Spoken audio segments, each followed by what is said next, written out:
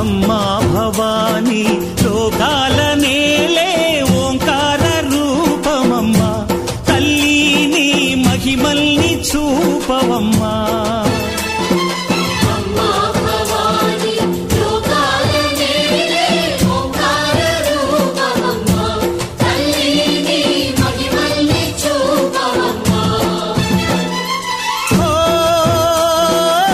సృష్టికే దీపమా, శక్తికే మూలమా, సింహరథమే నీదమ్మా. అమ్మ దుర్గమ్మ భక్తులను దీవించుమా.